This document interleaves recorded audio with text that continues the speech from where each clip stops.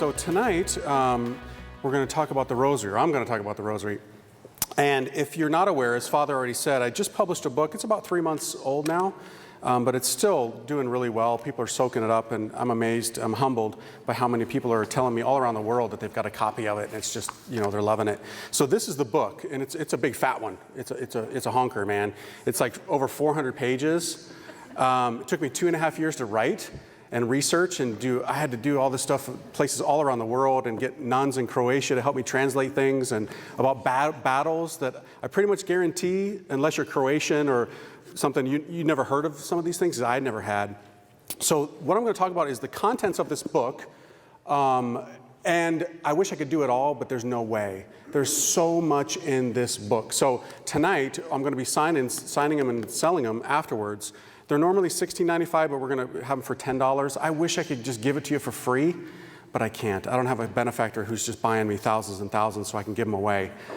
So my community has to make some money. So I'm going to do that afterwards. I think you're going to want a copy of this.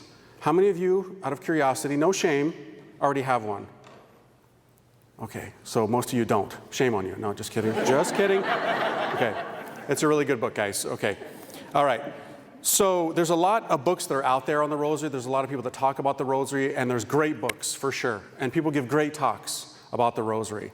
And so people have wondered, so what do you got to say? What makes your book any different from the others? Well, I think it's probably the most comprehensive book. It's not the best book on the Rosary. That was written by St. Louis de Montfort, The Secret of the Rosary, 3 centuries ago. He's a saint. I am not. I want to be, but it's a long process. But it's the most comprehensive because I built on his foundation and did things that he wouldn't have been aware of in the research that I conducted. You know, today we have technology. I can go into libraries in France and look at their holdings and do research. You know, it's amazing what we can do today. So it's the most up-to-date and comprehensive book on it. And the whole theme, as you can see from the cover, is medieval. Shields, battles, knights, chivalry, all that kind of stuff that I love myself, and I think that you're going to love it too once you hear this talk and once you get the book. All right, so to start off, how many of you have heard about Bishop Oliver Dome? Anybody? No way. This is Franciscan University, bro. You guys don't know about this guy? Okay, I'm surprised. I think you're going to know him. You just probably don't know the name. Okay, so in December of 2014, so just a couple years ago, in Nigeria. Now, is that ringing a bell, maybe? Some? Okay, all right. So in Nigeria, in his area, it's been infiltrated by Boko Haram, radical Muslim terrorists who do horrible things to people. They put them in cages, they burn them alive, they kidnap little girls, and they do horrible things with those little girls, and then they sell them to others so that they can do the horrible things. It's horrible, horrible, demonic organization. Well, there was a bishop in that area where they're doing all this stuff. He was at prayer. This Bishop Oliver Dome, before the Blessed Sacrament, and he was praying his rosary. And all of a sudden, and he gives testimony to this. When you go back to your dorm tonight, you can do a Google and you'll find the videos of him talking about what I'm about to tell you. He's at prayer, praying his rosary before the Blessed Sacrament, and Jesus appears to him. Now, this is a bishop telling the story. He's not lying to us. Guess what Jesus had in his hands? Our Jesus. The Jesus that you and I receive in Holy Communion, that we love, that we've given our lives to. Guess what he had in his hands? A sword. A sword. A sword of steel.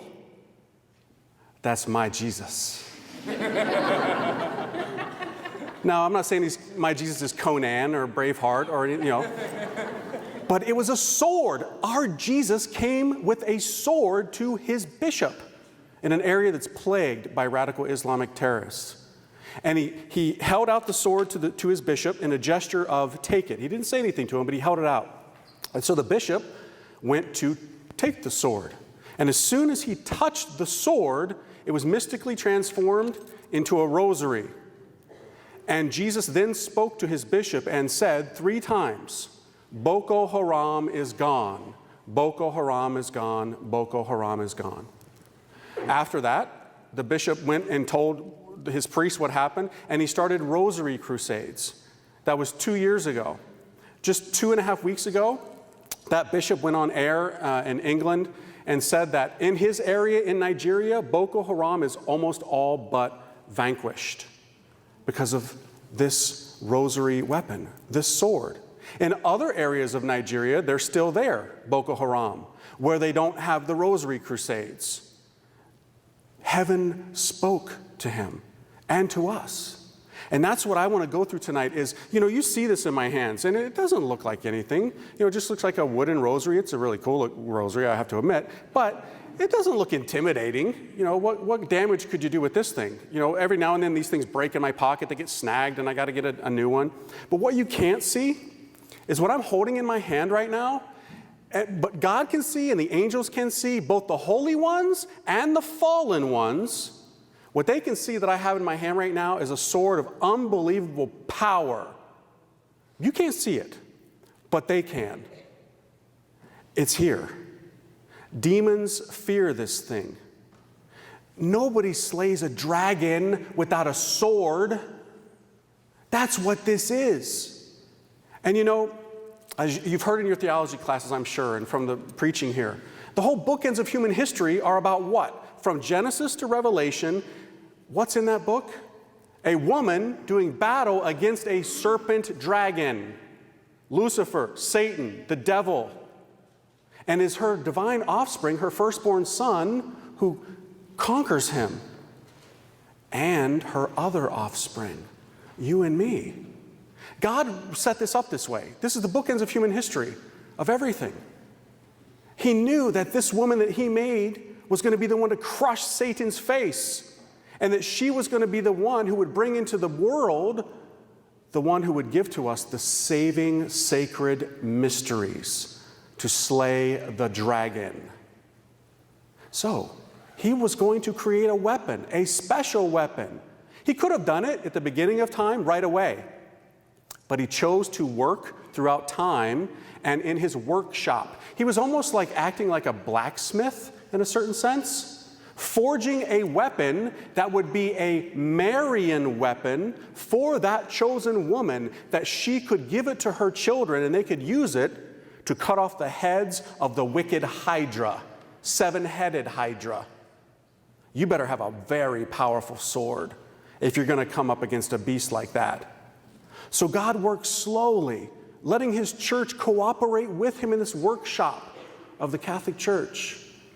And there were things that would be called antecedents of the weapon. Because when you read a lot of books about the Rosary, a lot of the people are well-intentioned, but they don't do their research well. And they start regurgitating things that have been said by what I would call modernists, in the last 100 years especially, saying that the Rosary is of more human origin than divine origin, that we just kind of made it up. No. One of the greatest popes ever, Pope Leo XIII, said that the Rosary is of more divine origin than human origin. It was made by God. He crafted it. He forged it together. And at a specific moment in time, he unsheathed it and gave it to his woman so that she could then give it to her chosen servants. So it starts with the angelic salutation. When the Archangel Gabriel comes to Our Lady and says, "Hail, full of grace." And then the other component, St. Elizabeth's greeting to Our Lady, "Filled with the Holy Spirit. Blessed are you among all women, and blessed is the fruit of your womb." And then we get the beautiful prayer from the lips of our Lord himself, the Our Father. What better prayer, could there be? And it slowly grows, and they don't come together till centuries. The Hail Mary prayer wasn't developed until the 6th and 7th century of the church, and a prayer in the liturgy. People were already praying the Our Father prayer, but the Hail Mary, it took time to come together. And then there was a certain thing in the church, in the divine blacksmith's workshop, of prayer beads. Did you know that St. Jerome, the great biblical scholar, used prayer beads to pray on? Not the Rosary, no. But there were many people during that time that used little pebbles or stones, and they would do their penance, their penitential prayers. Irish monks and others that would use this form to make sure they got their number of prayers in. And eventually they developed a beaded form of doing it. But none of these things had come together. They were slowly developing the antecedents of what would be the components of making this sword. There was even something that came into existence called the Marian Psalter. I don't know if you've heard of that. But there were, back in those times, when the monks came to pray the divine office, if they didn't know Latin, they couldn't do it. So many of them started to substitute the Our Father prayers, and they would pray 150 of them, and became known as the Pater Noster beads. And then the Cistercians, and their great love for Our Lady, with like St. Bernard of Clairvaux and others, they said, why don't we make a parallel also to honor the Virgin Mary? So we'll pray the Hail Marys on those beads as well. That became the Marian Psalter. But it wasn't a weapon. It didn't have any mysteries attached to it. It was something for monks who did a devotional form who couldn't participate in the Latin monastic hours. It wasn't for taking it out into the streets for an evangelical tool. Not yet. But then the 13th century came. And there was a lot going on in the 13th century. I'll start by telling you about a particular woman in Spain who was pregnant. Her name was Juana of Anza in Spain. She would become Blessed Jane of Anza. When she was pregnant with her son, she had a vision. And it's a weird vision. She was pregnant and she saw herself giving birth to a dog. Yikes, right? Yeah, totally. I just saw some of your faces. You're like, wait, what? I know, whack. It was trying to portray something else. She didn't know what it meant at the time. Well, when she gave birth to her son, she named her son Dominic. Dominic would grow up to be very skilled in being able to speak. And so he became a priest. He became an Augustinian canon, which is basically a glorified diocesan priest back at those times. He was a diocesan priest who lived a certain way of life around the cathedral. In his time, there was a heresy in the church called Albigensianism, which was basically a dualistic understanding of life. Spiritual things, good. Material, fleshly things, bad. Therefore, Christianity, bad. Why would God become flesh? And it denied the incarnational truths of Christianity, and very specific ones. The birth of Jesus Christ, that Mary, was a virgin. All of those fleshly realities they denied. Well, this particular priest, we'll call him Father Dominic at that point, he went on a preaching campaign to go against them. And he thought with his ability to speak, he'd be able to conquer them easily. But he wasn't able to. And he was pretty bummed out. So he went into the forest to do like a retreat in southern France. And he prayed and he asked heaven, I need help, I need help. And that is when tradition says, popes have said, Our Lady came to him and said to him, preach my Psalter. Remember the Psalter? Was already in existence, but it was not the Rosary. It was not a spiritual weapon. It had no meditations attached to it. The mendicant orders were about to be born, and they would take the monastic Psalter out of the monasteries into the streets as an evangelical tool to bring the heretics back and to bring others to the truth. So when he was given this commission by the Blessed Virgin Mary, she told him that it would be a weapon. Some accounts say that she used the word battering ram against heresy. He went out and he converted so many people, brought people back to the faith. And then he founded a community, the Order of Preachers, to join him in this and to spread all around the world, the Dominicans. And you know what they became known as in Latin? Because, back then, the Latin phraseology, Dominicanis, the dogs of God. That was the vision that his mother had. That's why whenever you see an image of St. Dominic, you almost always see next to him a dog with a torch in its mouth. Because when she had that vision, the dog had a torch in its mouth and it leaped out of her womb and it went throughout the whole world, lighting the world on fire with the saving truth of Jesus Christ. So he founded the Dominicans, and they started to win souls back in an unbelievable pace. And then he died in 1221. And this still went by the name of the Psalter. It wasn't yet quite known universally as the Rosary. That would come, but it was called the Psalter still at that time. You know who was not a huge fan of this? Satan. He knew what had been unsheathed, that the queen had been given the weapon, and now it was in the world, and he was going to go on the attack. And he did. He did. Do you know what happened in the next century in Europe? The Black Plague, the Black Death. 1/3 of Europe died. Do you know how many people that was? Estimates are that it was as many as 25 million people died. Whoa. Why? Yes, it was because of rats infested things and so forth, and it spread, but there was a spiritual component. These are not my words, so don't write me up in the paper and say, Father says the plague is because we're, St. Louis de Montfort said it. Centuries later, in The Secret of the Rosary, he would say that the Black Death, the Black Plague in Europe in the 14th century was a result of Satan seeking to get rid of this.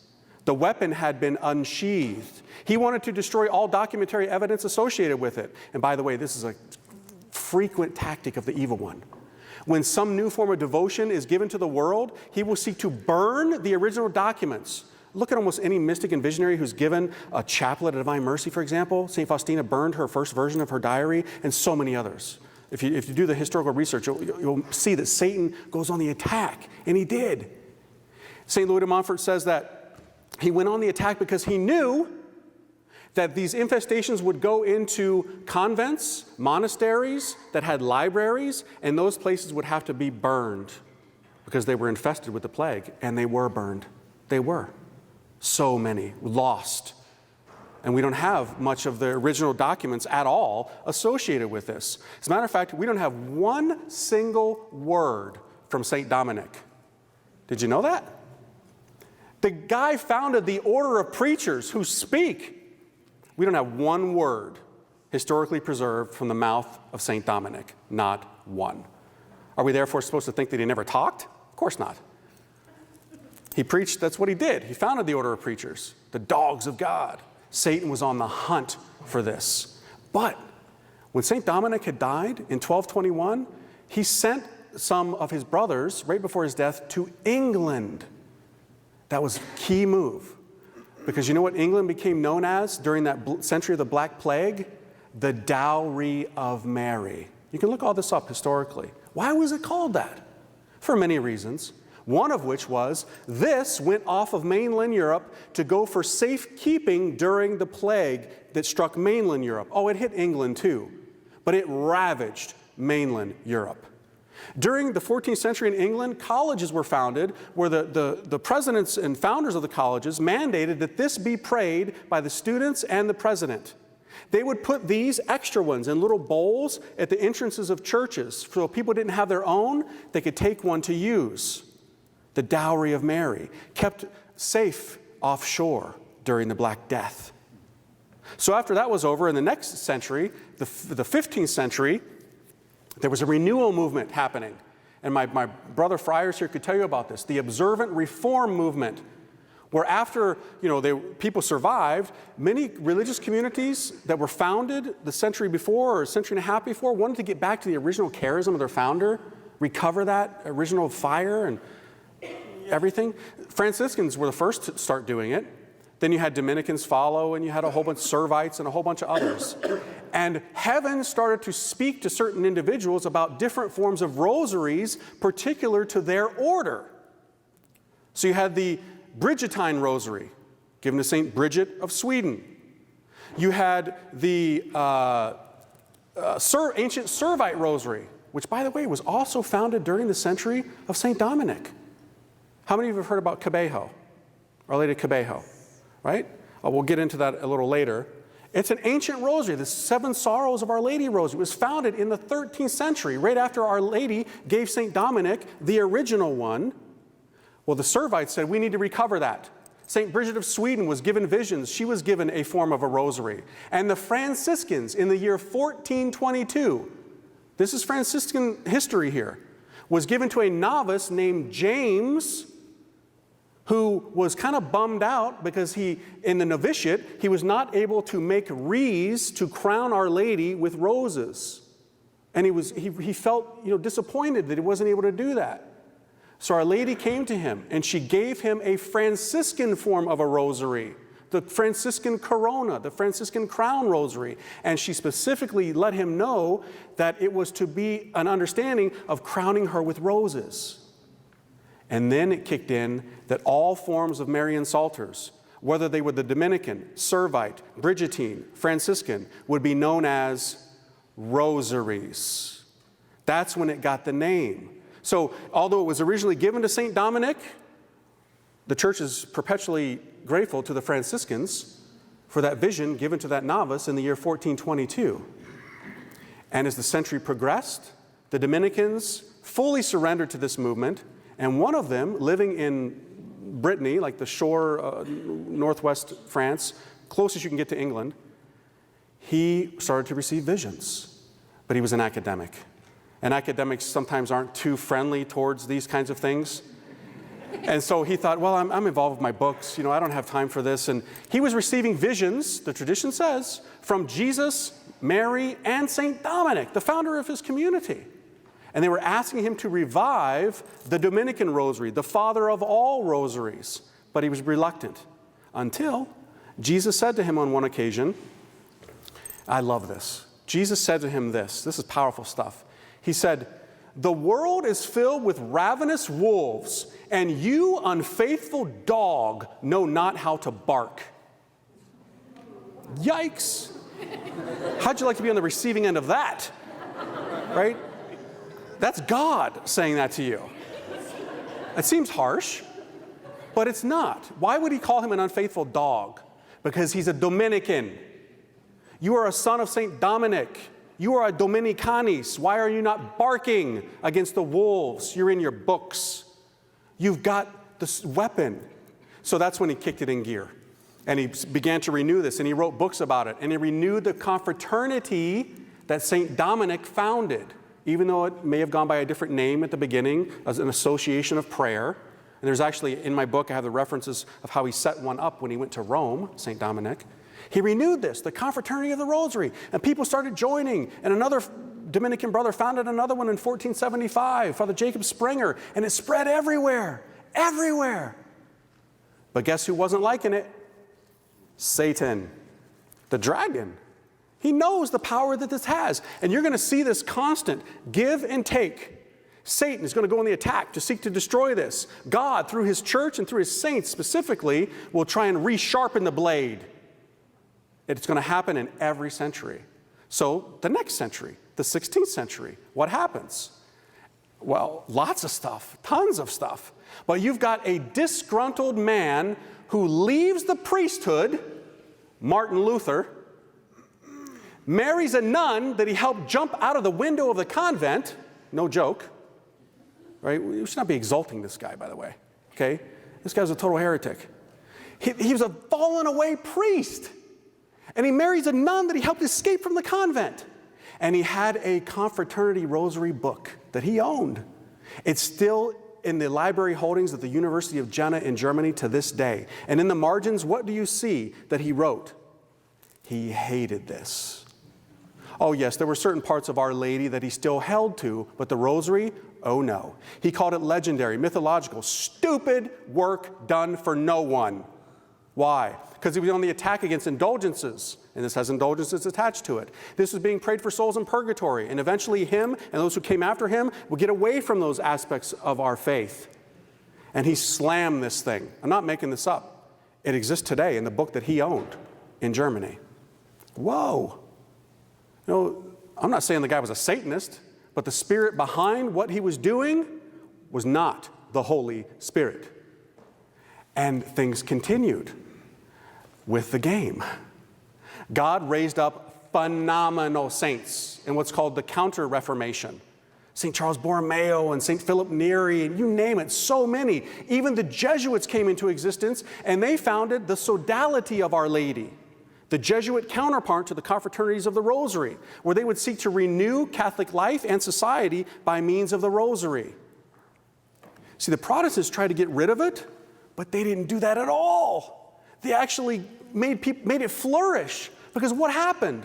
That was the century of the missionaries.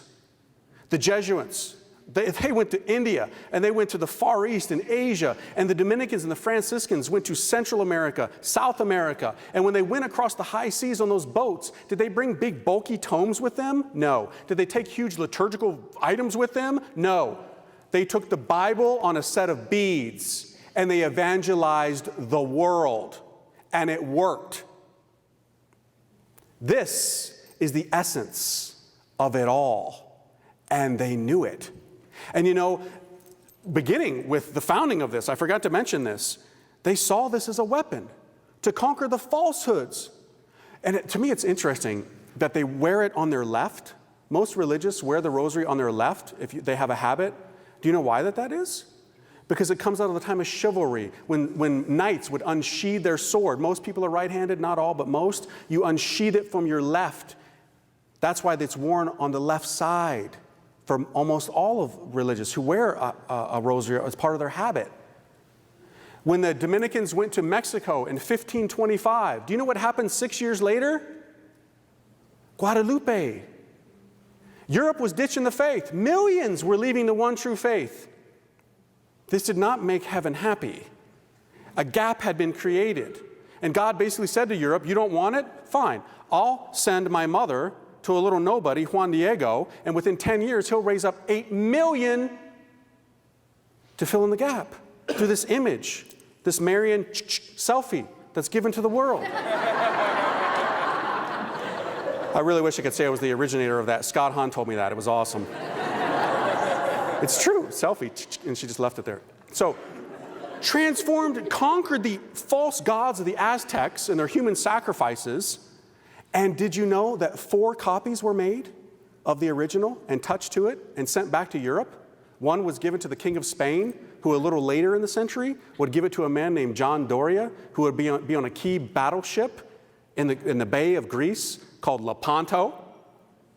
The Conquistadora came to the Americas and conquered the false gods of the Aztecs. Now she was going to go back to Europe and conquer radical Islam. Oh, you don't mess with her. She has power, my friends. She has power. See, as all these missionaries were doing their great work and these saints were being raised up, there were warriors of the rosary, champions of the rosary. Satan, once again, struck back. He'd been striking back during that century in many ways through the Muslims. Specifically, even before that, in 1453, they conquered Constantinople and turned it into Istanbul and turned Hagia Sophia into a mosque, and they tried other strategic places to conquer. One that I found out, that I mentioned at the beginning of my talk, blew me away because almost nobody knows about it. In modern-day Montenegro, a city called Kotor, there was a young girl who had converted from Orthodox Christianity, become a Catholic, and became a third-order Dominican. And the Muslims were threatening to conquer that place because it was kind of a gateway to the rest of that area, the Adriatic coast and so forth. And she told the people, she ran through the streets saying to them, pray the rosary, pray the rosary. And they did. And they never conquered it. Blessed Ozana of Kotor. Look her up. She's real. She exists. Amazing. And before Lepanto, you have the Great Siege of Malta. How many of you know about the Great Siege of Malta? My friends, this was a phenomenal battle. Before Lepanto, everybody knows Lepanto, but before Lepanto, they were going to conquer Malta, the Muslims, because that was a gateway to Rome, because that's been their desire really from the beginning, to conquer Rome. All you got to do is listen to them. We try to be so PC today when they're telling us this. They wanted Malta. They had 40,000 that were going to attack it. What was the Catholic militia? Like 6,000. 6,000 to 40,000? The leader of the Catholic militia, Jean Parasot, you know what he did? I love this. He went to a blacksmith and he said, I want you to make me a sword for when this battle goes down. And he said, on the blade, I want you to put into it a rosary. And he did. And they slaughtered them. They never conquered that island. And you know that sword is still in existence today in the city of Burgoo on the island of Malta. There's a Catholic church there with a museum next to it. It still has that sword.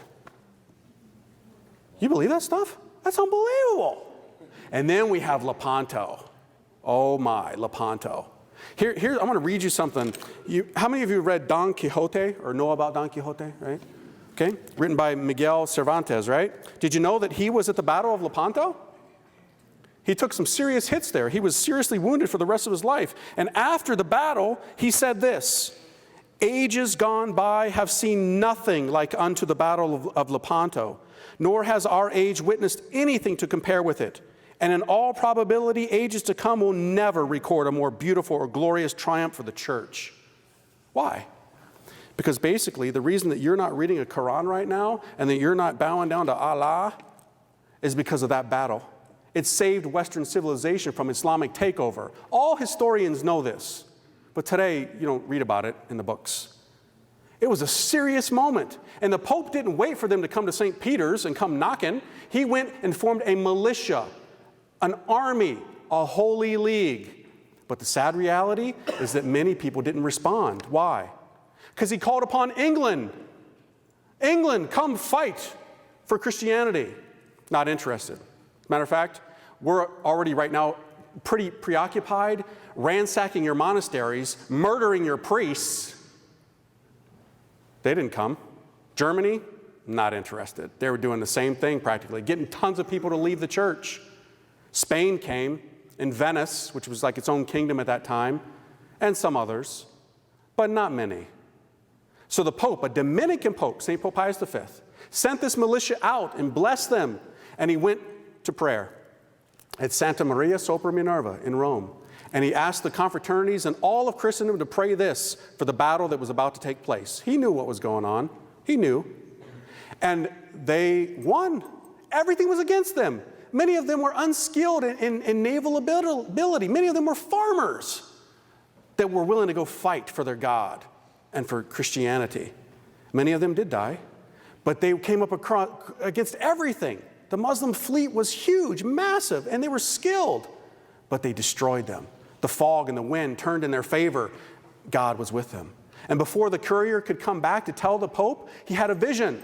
He was in like meetings, and all of a sudden he went into like ecstasy. And he said, victory, a great victory has been given to us this day.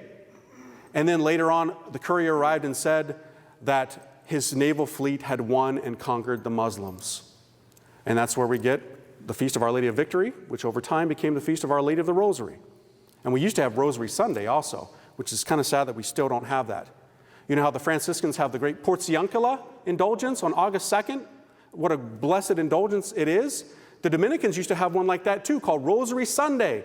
And it was called, you could get a plenary indulgence not just once a day, as many times as you went through the Dominican church on that day. Can you imagine? It was one of the most indulgence days ever in the history of the church. But with the reform of the liturgical calendar over 100 years ago, it ceased to exist. God was winning victories. But remember the play, the game, Satan, not going to be happy about this, and he's going to go on the attack again. Horrible things are going to happen as time goes by. In the next century, there's going to be martyrs, unbelievable amounts of martyrs, in Ireland, in Scotland, in England, because there's going to be so much persecution going on from the Protestants that they're going to literally, if you were forbidden to own a rosary. If you were found with one, you could be taken and you could be killed. You could have your head cut off. There was one in particular, a man named Oliver Cromwell, who was the Lord Protector of the Commonwealth of England, Scotland, and Ireland. And he went over to Ireland. And this is the report that he wrote back to his superiors. All is not well with Ireland yet. You gave us the money. You gave us the guns. But let me tell you that every house in Ireland is a house of prayer. And when I bring these fanatical Irish before the muzzles of my guns, they hold up in their hands a string of beads, and they never surrender. See, it's the Irish that basically became responsible for the family prayer of the Rosary, which we passed down to Irish sons like Patrick Peyton, which we'll talk about in a little bit. Powerful martyrs. During this time, towards the end of this century, do you know how many martyrs died in Vietnam? At least 300,000. They would have, you know those things that you brand cattle with? They would brand Christians with these things with the word tadao, which means false religion. And then they would disembowel them. But Our Lady came into the forest, especially the one called Lavang, and she began to appear to them and encourage them and pray for them and told them to pray the Rosary. At least 300,000 Vietnamese people were massacred during that time.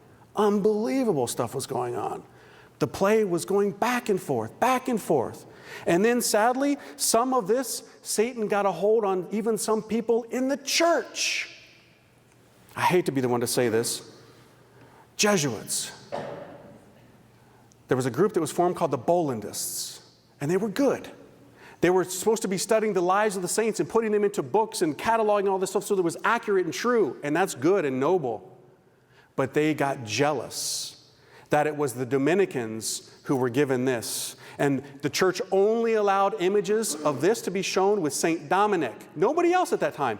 They were images that people tried to paint that actually showed St. Francis being given the rosary from Our Lady, and they were condemned. Images with St. Ignatius of Loyola, same thing, condemned. Why? Because that's not the pious tradition. Had they been shown giving the Franciscan corona, fine, but not the Dominican rosary. So these Bollandists got jealous, and they started to attack this tradition and say it's legendary, it's not true. The rosary is purely, simply man-made and nothing more. So what did God do? He raised up another Dominican pope, the servant of God, Benedict XIII, who said, no, you're wrong. But just to prove it, I'm going to assign my best scholar in charge of the Vatican Library to study it. And he did for several years and came to the conclusion, it's not a legend, it's not mythological, it's true, and provided documentary evidence, which I have quoted in my book. It's there. This thing, my friends, is so powerful in the sight of heaven that there's a battle going on around it. Many of you probably wonder in your own life why you struggle praying it so many times. I'm not going to blame it all on Satan, but there's definitely a battle going on for this, because this thing has power. After the Bollandists started this confusion for so many people, God gave the world an incredible gift, my friends. How many of you have heard of Our Lady of Las Lajas in Colombia? Some of my brothers have. Prepare to get your mind blown right now, okay?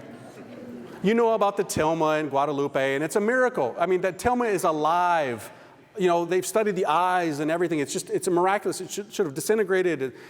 The color spectrum is not known to us. It's hovering above the fabric. It's unbelievable. But in 1754, in Colombia, way back in the middle of nowhere, a woman who had a daughter who was mute and deaf and had a lot of health issues, they were walking through a rainstorm one time away from their village, and they sought shelter in this huge, like grotto-looking thing, but it was massive rock cliffs, like slates of rock. And they sought shelter from the rain, and while they were in there, they saw a beautiful woman and a little boy child. And they knew who it was, because the missionaries had already gone there, and they knew about Christianity and everything. They knew it was Mary and Jesus. Well, they didn't want to seem like they were fools and fanatics when they went back to the village, so they didn't tell them. So they kept going back there, and they never saw Mary and Jesus again, but they kept going back there, and they would pray there. Well, after a period of time, the little girl died. She was just a little girl. She died.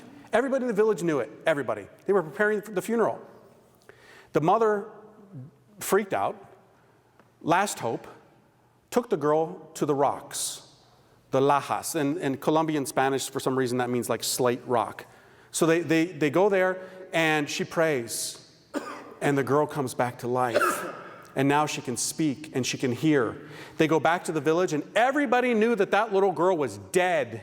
Everybody knew it. So everybody was all of a sudden interested. What happened? Take us to this place. So they all go, the whole village.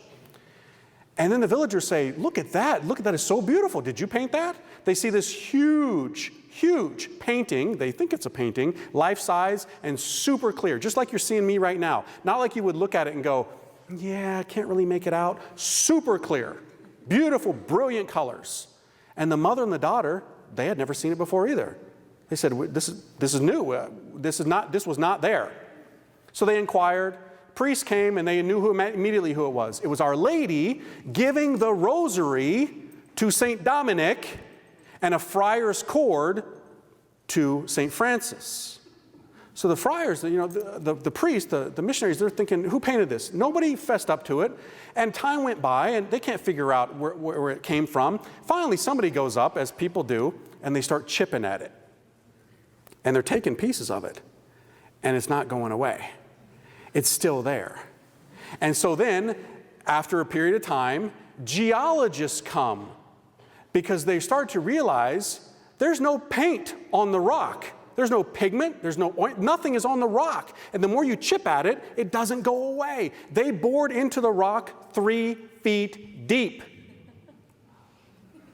The image is the rock. And it's 3 feet deep.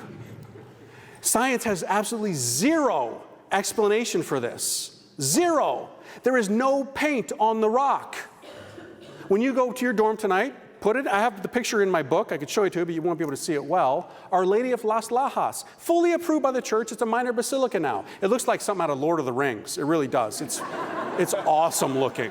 I want to go there so bad. It's probably easier. If any of you ever go like mission trips to Quito or Ecuador, actually it's probably better to fly in there because it's extreme South Colombia, like right on the border of Ecuador. I want to go there so bad. Fully approved. John Paul II talked about it. That happened in 1754 to confound the academics. You think you know? You don't know. When you get too involved in your books and you don't have the piety and the devotion and you're not trusting, there's a problem and heaven will respond. You know what happened before that too? I don't want to leave without saying this because we're privileged here in the United States that this happened in our land. How many of you have heard about Mary of Agreda? Venerable Mary of Agreda, the mystical city of God, huge 4 volumes on the life of Our Lady, beautiful stuff. Well, before the missionaries had gone to what is now Southwest United States, like New Mexico, Arizona, Western Texas, there was a tribe of Indians. I don't even think that this tribe exists anymore. It's called Humano Indians. Maybe they do, but I don't think so. That were receiving visits from a woman dressed in blue. This is from 1620 to 1623, I believe it was. So I'm jumping back a little bit here. They were receiving visits from a lady dressed in blue. And this woman was telling them about the Catholic Church and about the priests who would come and administer the sacraments to them and give them Jesus and confession. And she brought them, guess what she brought them? Rosaries. Rosaries. So in 1629, the Franciscans made their way up through now what we call the Americas, into that part of our country now, up and stumbled upon this tribe of Indians, Native Americans, right? And they found that they already knew the faith, and they all already had rosaries. And they told them, we've been waiting for you. The woman in blue, yeah. We've been waiting for you. The woman in blue told us that you would come and you would give us the sacraments. They said, what are you talking about? Well, what woman in blue? They thought obviously you would think the Blessed Virgin Mary had blessed them with apparitions, you know? But they said, no, it wasn't the Blessed Virgin Mary. They knew who she was. So they said, well, who was it? They said, we don't know. But she was dressed in blue. Those missionaries were from Spain, as many were back at that time. And back in those days, the missionaries kept great journals. They were corresponding with their superiors and so forth, and it took a long period of time. But it became known that there was this renowned mystic in Spain, Mary of Agreda, who had the gift of bilocation. And she was writing the life of the Blessed Virgin Mary called the Mystical City of God. And she would bilocate at night, and she would take the excess rosaries from her convent and give them to this tribe. Seriously. I mean, that's amazing. Before we were even a country, the rosary was here. This thing, my friends, has power and meaning. It encapsulates, it enshrines the sacred mysteries of the God-man. So, jumping ahead again, okay, so after Our Lady of Las Lajas, 1754, what's going to happen then? Satan's going to strike hard. Very hard. Through rationalism, through the so-called Enlightenment, through the French Revolution, where you're going to get, remember where this was born? Popes have said this. It was born in France. So Satan's going to hate that land in so many ways. And so he's going to go on the attack through this French Revolution, this reign of terror, and the leaders of this are going to mock it by doing what? By bringing a prostitute into the cathedral of Our Lady of Notre Dame, Our Lady's Cathedral. They make her lie on the altar, basically naked, as they shout out to the prostitute, "Hail, Goddess, full of reason." Sounds familiar, doesn't it? Hail Mary, full of grace. When you want to attack God and his woman and the weapon, you shout out, "Hail, Goddess, full of reason." And you put a prostitute on the altar of Our Lady. It happened. Oh, it happened. And there were resistance movements, not many, but there were some. The Vendée resistance movement in Western France, where this was the badge for them. They wore it around their necks, and they prayed the three mysteries every day, and almost all of them were slaughtered by the leaders of the French Revolution. It was also during that time that the books, some of the greatest books ever written on the Blessed Virgin Mary by St. Louis de Montfort, were buried in a field, almost by divine design. Because had they been found by the French authorities, they would have been burned, and we wouldn't have them today. His masterpieces, True Devotion of the Blessed Virgin Mary, The Secret of the Rosary, and so many others were buried in a chest in the field for like 130 years. They'll be needed at another time. Right now, if they're found, they'll be destroyed. Napoleon Bonaparte during that time, you know what he did?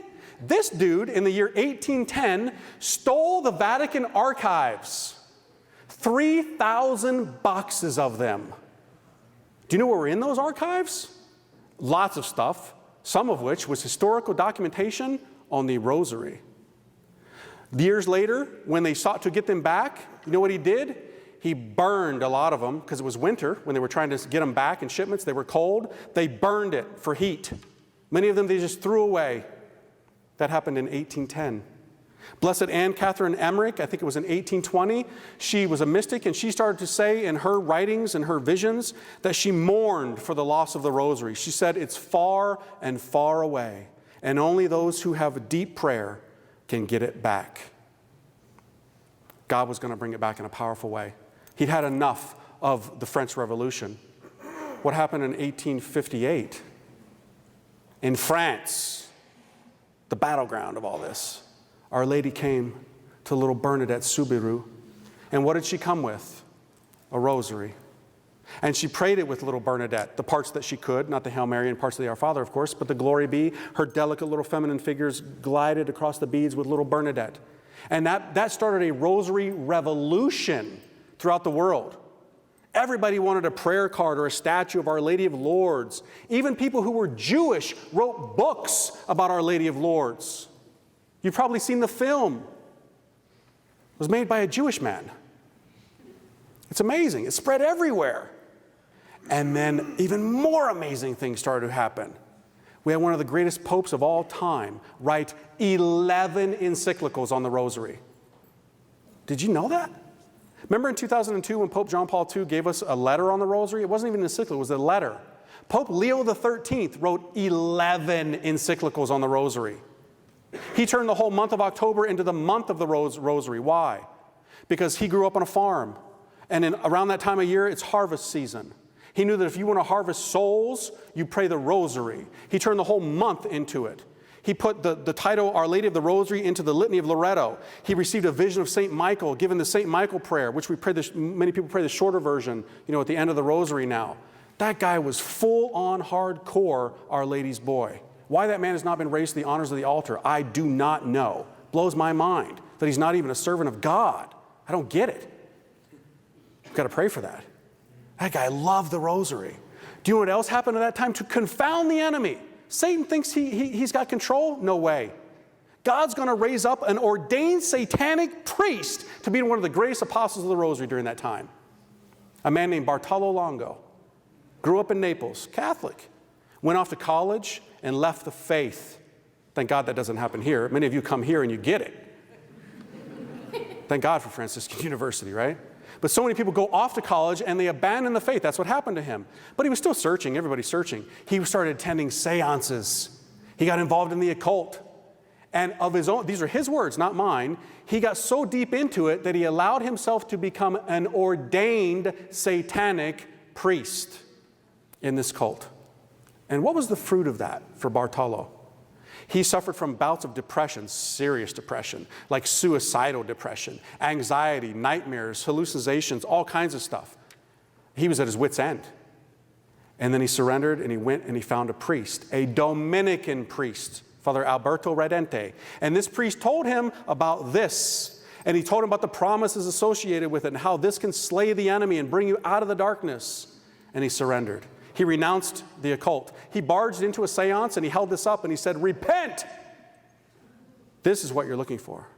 They laughed at him and, kicked him out, but his life radically changed. He became a third order Dominican. Brother Rosario. He took that name. And then he went down on kind of a little trip to Pompeii, the city that was destroyed by Vesuvius, right? And it was a mess. Nobody knew the faith. It was an absolute nightmare. And he felt responsible because he had led a lot of people away from the church when he was involved in the occult. So he said, I'm going to stay here and I'm going to rebuild this city. And he did. It's called the New Pompeii. And he started the Rosary Confraternity, and he built the world's most famous shrine dedicated to the Rosary. Have any of you ever been to the Our Lady of the Rosary of Pompeii? I know my brother Michael has. My friends, if you are ever in Gaming for your semester, or if you're ever in Europe, please, I beg you, go. You want to see one of the most beautiful churches that will make you cry when you walk into that. That's how a church should be right there, man. Oh, man, is that a beautiful church. I hope to go back as soon as I possibly can. A former satanic priest built this thing. He started orphanages and hospitals and all kinds of charitable works. Unbelievable stuff. And then he gave the whole thing to Pope Leo XIII, the great Rosary Pope. This has the power to slay the enemy. It worked for this guy who was beatified in 1980. And I'm sure he'll be canonized at some point.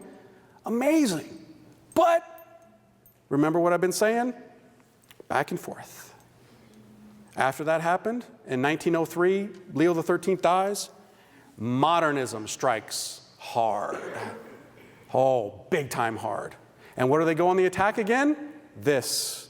As soon as Leo XIII died, the scholars come out and they start saying, it's legendary, it's not true, it has no foundation in reality, there's no historical documents. Right, because they were burned. What does it take to get into your head that this is how the devil works? And popes have affirmed this time after time after time after time. And even a pope would write an encyclical at that time against modernism, but they still went on the attack. And one in particular, a Jesuit, when the Catholic Encyclopedia came out, was being written from like 1904 to 1917. 1917, very, very important year. He wrote the article about the Rosary in it. And that spread throughout the world, and pretty much everybody thought it was the official teaching of the church on it, but that encyclical had absolutely zero magisterial weight. It wasn't a teaching document in the sense of, it was what we're to understand like a catechism, but people didn't think that way. They thought it was true, and that spread everywhere. So to this day, that's one of the main reasons why I wrote my book, is to get rid of that modernistic nonsense and to refute it. Because it's been put in there and circulates all around the world. Most people who write stuff about the history of the Rosary today just regurgitate the vomit that came out of these modernist mouths 100 years ago. We've got to correct this nonsense. This is more divine than it is human. And heaven wants us to know this. What happened after he did his bit in the modernists? 1917. Militia Immaculata founded. Our Lady of Fatima comes in rosary apparitions. And in the very last one, October 13th, she reveals a title for herself. I am the Lady of the Rosary. And the sun spins and 70,000 people see it. And then in 1921, the servant of God, Frank Duff, founds the Legion of Mary, the world's largest Marian organization in the history of the church, and it still is. In the 1940s and 50s, almost every Catholic parish had a Legion of Mary. The leader of communist China at the time, the Mao Zedong, he said that the Legion of Mary is public enemy number 1. Because that woman with that weapon will crush you. If you're against the truth, she will unsheath it and give it to warriors who will fight for her and who will fight for the truth. Oh, and she did. She started coming in apparition after apparition. You probably know the ones that I'm about to say to you, but you might not know all of them. You know about Fatima. There's Bourang. These are approved, by the way. I'm not going to give you any of the ones that are not approved. Bourang in Belgium, Banneau in Belgium, St. Faustina's Revelations, right, where we get a new form of devotion, which Satan burned the original copy of. That's his method. And then she rewrote it. So the diary you read today is version number 2. We get a new form of devotion to God's mercy on ordinary rosary beads. Our Lady of Akita in Japan, very serious stuff. Coapa, Nicaragua. How many of you know about that one in 1980? Yeah. Where heaven gave like a film showing them the visionary, a guy, I think his name was Bernardo, who was kind of older, like a film of the origins of the Rosary. And guess who was at the front? Guys dressed in white. I wonder who wears a white habit. And then he saw the guys in white handing it on to the guys in like the brown kind of gray habit. Wonder who that could be. Heaven is trying to tell us these things, okay? So then after that we get Our Lady of Cabejo, where Our Lady tries to tell them to pray the ordinary rosary for sure, but also the Rosary of the Seven Sorrows. And to one of the visionaries, a little girl named Claire, she says, I want you to renew the devotion to my seven sorrows to the world. Guess what happens to poor little Claire? She's slaughtered by a machete. Remember that, when that happened? In Rwanda, in Cabejo? Many of you probably don't. You guys are super young. But it happened. Over 1 million people died in a bloodbath at that time because the people didn't listen. Our Lady said there will be rivers of blood unless you listen to what I'm telling you. And they didn't listen. And now you've got the famous woman, Immaculée Ilibagiza, who's taken up that charge, that commission that was given to little Claire to spread this devotion to the Seven Sorrows Rosary. Did Immaculée come here? I think she did before, right? Yeah. Amazing story. And now you've even got, in the land of our current Holy Father, in Argentina, you've got Our Lady of the Rosary of San Nicolas. The visionary is still alive, and it's approved. Amazing stuff. God will raise up amazing warriors, and he did. Do you know what he did with the Militia Immaculata, right? The Legion of Mary. Father Patrick Peyton. This guy was a warrior for Our Lady in the Rosary. He got more people to pray the Rosary than anybody else who's ever existed. He would gather millions of people in the streets in Colombia, Brazil, the Philippines. In 1961, in this country, in San Francisco, he got 500,000 people to pray the Rosary in a park. 500,000 people. In the 1960s. That's crazy. In the 1950s, he went to Hollywood. Little Irish priest who kind of stuttered. He had like a lisp. He wasn't very eloquent. He went and got pretty much all the major actors, many of whom were not even Catholic, to pray the Rosary on national radio programs and television programs across this country. Ask your parents or your grandparents. They would have seen it. Loretta Young, famous actress back then, she said, I have never seen a man so in love with a woman as Patrick Peyton is in love with the Blessed Virgin. That man loved Our Lady. Do you know what he did? He was bold. His heart was so hurting that people were starting to abandon this in the 60s and 70s, especially from 1965 to 1975. That's called the Decadent Decade. Really it is, because they ditched Mary in a huge way. And especially this, they shelved it. See, when you don't think that there are dragons out there, you don't think you need a weapon anymore. You put it on the shelf. What dragons? What wolves? But remember, you unfaithful dog. Remember? The dogs are out there, the wolves are out there, the dragons are out there, but that was a tough time. His heart was so wounded. You know what he did in his boldness? He wrote to Pope Paul VI and said, Holy Father, I beg you to correct this turning away from the Rosary and declare this a liturgical prayer. Make it a liturgical prayer. Like the breviary. Well, that wasn't going to happen. It was a bold move. But the Pope wrote a document in response to that letter by Patrick Peyton. It's called Marialis Cultus, the letter of Blessed Paul VI, where he talked about bringing this back. And you know that it went through 4 drafts. Do you know why, sadly? Because the people who were commissioned, the ghostwriters, to write it in Rome, priests, wanted to radically change the Rosary. It had to go through 4 revisions, and it took 4 years for him to finally approve it. Because he kept saying to them, no, that's not what I want to write. No, take it back and do it again. 4 times they had to do this before he finally approved it. And then the United States bishops also, they put one out in 1973 on the same thing. Behold Your Mother, the document was called, talking about this. Miracles were happening through this. You won't remember this, I'm sure, but in 1978, there was a serial killer named Ted Bundy who went on a rampage in Florida at the University in Tallahassee, and he massacred 2 girls in a sorority house, and he went into another girl's room to kill her. He had the weapon, the blood from the other girls on his hand, on the knife. He barged into the room, and all of a sudden, a mysterious force repelled him from the room, and the weapon was thrown out of his hand. Why? Well, the girl in that dorm that night had fallen asleep with a rosary in her hand. Before she went off to college, she said to her mother, that I promise to pray the rosary every night before I go to bed for protection. Well, that night, as often happens, if you try and leave it to the end of the day, you're going to fall asleep. She fell asleep.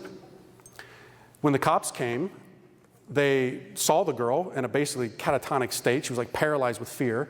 She said she didn't want to talk to anybody but a priest. They got a priest, a Monsignor came, and she told the priest that what she had told her mother about making that promise. Years later, when Ted Bundy was on death row, he asked to speak to a priest. Guess which priest came? The same one. And they had a little conversation. And Ted Bundy said to him, you know, there's something I don't understand. That last night, that was the last killing that he did, I had killed those two girls, and I went into the other room, and some force threw me out of the room and threw the weapon out of my hand. Can you explain that to me? Actually, I can. That's what the priest said. He said, I talked to that girl that night. She had made a promise to pray the rosary, and she had it in her hands. You weren't aware of it, but there was a power in those beads that threw you out of the room. This thing, my friends, has power. Saints of old would simply lay it on people who were possessed, and demons would shriek out of them. You know, today we look at this and we say, oh, that's just nonsense. No, it's not nonsense. This thing is a sword, my friends, a sword. So, what do we have now? And we're getting near the end. Don't worry, you're not going to be here all night, okay? I know it's long, but it's good, man. We need to know this stuff. We need to know this stuff. So then we get what? One of the greatest champions. During the crisis, the 70s, you know, we were just, everybody's thinking, you know, the rosary's gone. We're never going to get it back. Then a light from the east comes. Another Juan. Oh, that name John, the forerunner of the Messiah, like Don Juan of Austria, right? In Lepanto, the Battle of Lepanto. We're going to get another Juan. He's going to take the name John Paul II, a Polish pope. And within 2 weeks of his papacy, this man tells the whole world on Vatican radio, this is my favorite prayer. And he begins to pray it over the radio, Vatican radio. He begins to give it to youth, to newlyweds, and he takes it everywhere. He becomes the most traveled pope in the history of the papacy, and everywhere he goes, he talks about the rosary. He prays the rosary. He promotes the rosary in everything that he does. Culminating in the year 2002 when he does what? He resharpens the ancient blade of the sword, and he gives the world the lightsaber, the luminous mysteries. Yes. Modern times require a modern weapon, right? It's the luminous mysteries. And why did he give us those particular mysteries? And I'm going to tell you something here that's really important, because a lot of people today are still resistant to the luminous mysteries, and it's so lame why they're resistant to it. I got to pick up my glasses because I don't want to step on them. Hold on. These things are expensive. So he gives us the luminous mysteries. Why?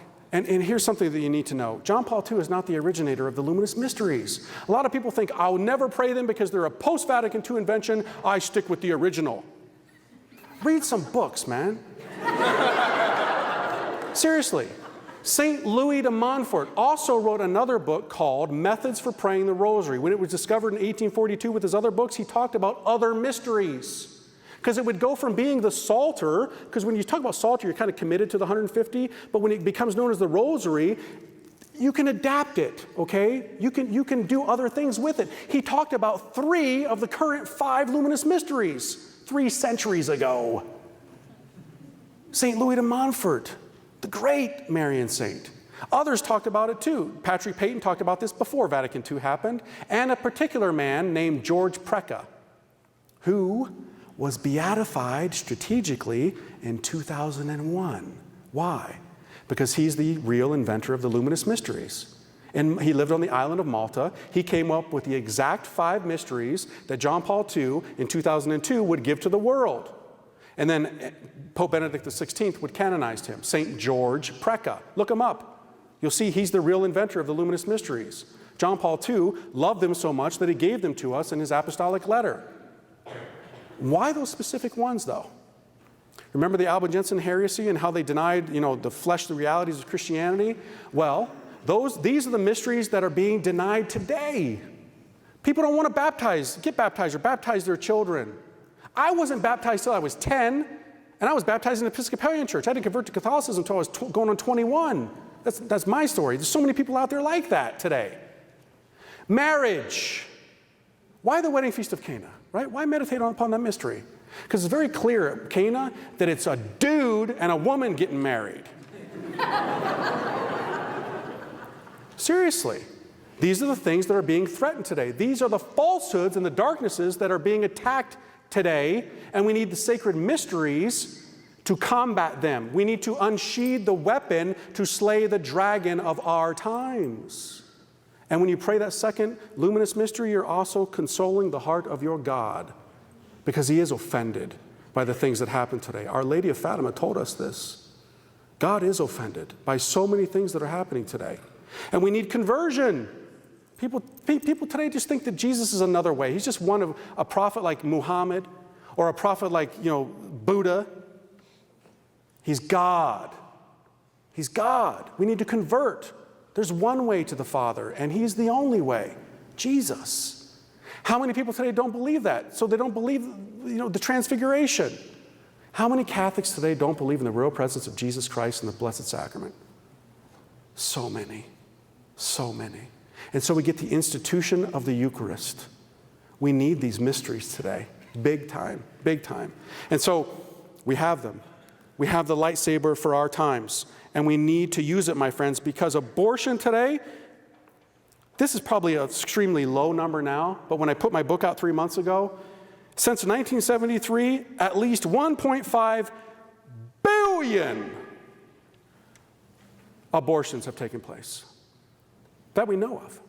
1.5 billion. Oh my goodness. The whole issues that we're fighting today. The homosexual agenda, the so-called homosexual marriage, contraception, pornography. Oh, pornography. Beauty is the battleground, right? Tolkien and all the poets talked about this. It's where the battle's being fought. God knows this, and the devil knows it. That's why when we live in this age of pornography and filth and lust, we have the age of more reported Marian apparitions than any other time in history. Our Lady is God's greatest asset, but also, in some sense, the beauty is his greatest liability. The hearts of men can fall, and they'll fall fast once they start clicking that mouse. Today, studies have been done, and they're backing them up almost every year now. A few years ago, it said that most men today, by the age of 13, have already been exposed to hardcore pornography. Now they're saying that for most, it's by age 11. Whoa. How are you going to slay that dragon without that sword? You ain't. You're not. That's why you got to turn to the saints and those who are becoming saints, like Matt Talbot in Ireland, who was an alcoholic and a drunkard and abused the flesh. But through this, he's on his way to sainthood now. This is what we need today to conquer whatever addictions we're suffering from, whatever ailments that we're struggling with. We've all got them in one way or another, whether it's, suffering from gambling or lust or whatever it may be. We need this today to conquer this beast, to slay this dragon. The occult. Oh, wow. So many people. Today, we got movies that glamorize Ouija boards. We got TV shows called Lucifer. We've lost it. We buy popcorn and Twizzlers, and we entertain ourselves with the demonic. We laugh at it as a family. It's sick. And people are lost. And we're seeing a huge uptick, and not just obsessions and, deliverance, need for deliverance ministry, but people being possessed. I've seen it. You've probably seen it too. I remember one of the first times I saw it was actually here. Don't want to freak you out or anything, but it was in just kidding. In dorm, no. It was that little girl in the rocking chair in Colby. No, just kidding. It was at a summer conference, one of the youth conferences. I heard and saw things coming out of some people's mouths. You can't tell me that junk was natural. Yeah, I mean, it sent chills up my spine. I was like, I'm a priest. I was freaking out. I was like, wow. And I've been to places like Trinidad where I've seen people projectile vomiting, multiple voices coming out of their mouth, and they're slithering around on the floor. Yeah, you cannot tell me that this stuff is not for real. Lukewarm Catholics and lukewarm clergy. It's everywhere today. Everywhere. But I think you'd have to be living on another planet not to know that the world has reached a climax on some level. And we need a Guadalupe event.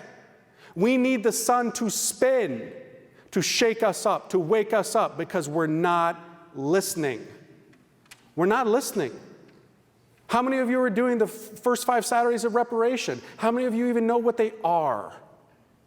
Heaven has asked us for these things. We need to be doing it. We need to be doing it. I need to be doing it. The clergy needs to be doing it from the top down. Are you called to be a champion? I think you are, because you're Catholic. At least I'm assuming everyone here is tonight. If not, you need to become one.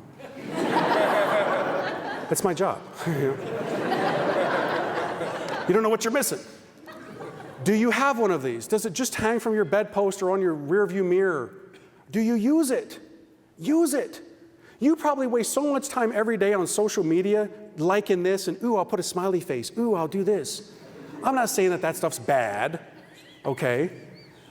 But 20 minutes? Can you give heaven that? That's all that they're asking of you. And if you can't even do that, they give you like the Rosary on training wheels, the chaplet. It takes like 5. Heaven's like, work with me, work with me. Give me 5. We'll build up. So do it, my friends. You're not going to regret it. And you know what we're going to do right now? Because this is the way that it was done, I believe, when St. Dominic was given the Rosary. A man will preach, and then, as Our Lady said, he'll water that seed that he's planted with that angelic salutation. We're going to pray a decade right now of the Rosary together, okay? Because that's the best thing that we could do together. Because when we pray together, it has power. And because the world is so messed up right now, let's pray the third luminous mystery, okay? The proclamation of the kingdom and call to conversion. In the name of the Father, and of the Son, and of the Holy Spirit, amen. Our Father, who art in heaven, hallowed be thy name. Thy kingdom come, thy will be done, on earth as it is in heaven. Give us this day our daily bread, and forgive us our trespasses, as we forgive those who trespass against us. And lead us not into temptation, but deliver us from evil.